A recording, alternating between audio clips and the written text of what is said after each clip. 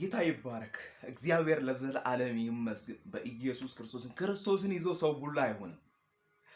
ሰሞኑን ማህበራዊ ሚዲያ ላይ የሆነ ነገር እያየው ነበርና አንድ ማየት የተሳነው ትልቅ ዘማሪ እና አንድ ማየት የተሳነው ትንሽ ዘፋኝ አየው።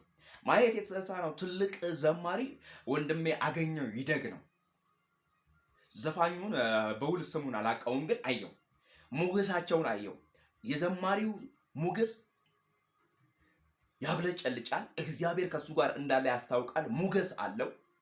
ዝም ብሎ ሲዘምር ሞገስ አለው። ዘፋኙ ጋር ዝም ብዬ ሳየው ኮምፔር ሳደርገው ወይም ደግሞ ሳነጻጽረው ቡላ ወይም ደግሞ የሆነ እንዴት ነው የደረቀ ኩበት አይነት ነገር ነው የሚሰማው የሚታየው። ገብታችሁ ማየት ትችላላችሁ። ወዳጆቼ ወንድሞቼ፣ አንድ ነገር ላመጣ ነው። ይሄንን ሁለቱን ኮምፔር አደረኳቸው።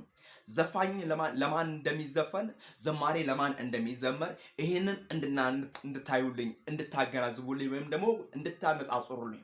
እንኳን ጌታ አላገኛችሁ፣ እንኳን የሰማይን አምላክ እግዚአብሔርን አመለካችሁ፣ እንኳን ለዚህ ጌታ ልጆች ሆናችሁ። ምክንያቱም ቡላ አይደላችሁ። ምክንያቱም ሞገሳም ናችሁ።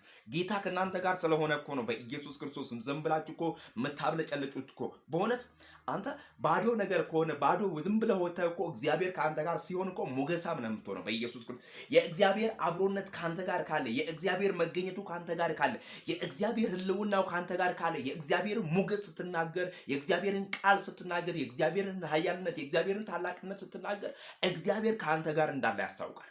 እግዚአብሔር ከአንተ ጋር እንዳለ፣ ቀኝ እጅህን እንደያዘ፣ እንደሚመራህ፣ እንደሚረዳ፣ ምድረ በዳውን እንደሚያሻግር፣ አቅም እንደሚሆንልህ፣ እግዚአብሔር ሞገስ እንደሚሆንልህ፣ እግዚአብሔር ከጉልበት፣ እግዚአብሔር ከአቅም፣ እግዚአብሔር ከአንተ በላይ ሆኖ ለአንተ እንደሚሰራልህ፣ ለአንተ እንደሚዋጋልህ ዝም ብሎ ሰዎች አይተው ያውቁሃል። ለምን መሰለህ?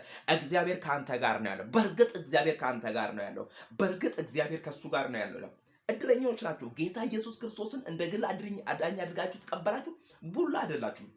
ጌታ ኢየሱስ ክርስቶስን እንደ ግል አዳኝ አድርጋችሁ የተቀበላችሁ እንደ ደረቀ ኩበት አይደላችሁም። እናንተ ጌታ ኢየሱስ ክርስቶስን እንደ ግል አዳኝ አድርጋችሁ የተቀበላችሁ እናንተ ጋር መልካም ነገር አለ።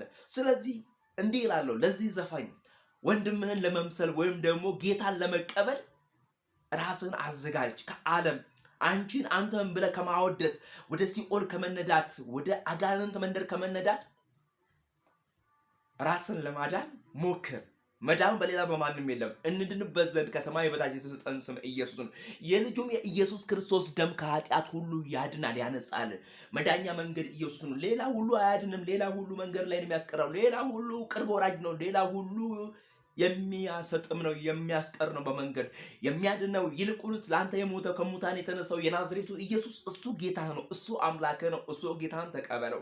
ይሄን ጌታ ያልተቀበላችሁ ብዙዎች ይሄንን በአንድ ዘፋኝና በአንድ ዘማሪ መካከል ነው ይሄንን ዲያሎግ ይሄንን ነገር ያየሁት። ጌታን ያልተቀበላችሁ ጌታን ተቀበሉ።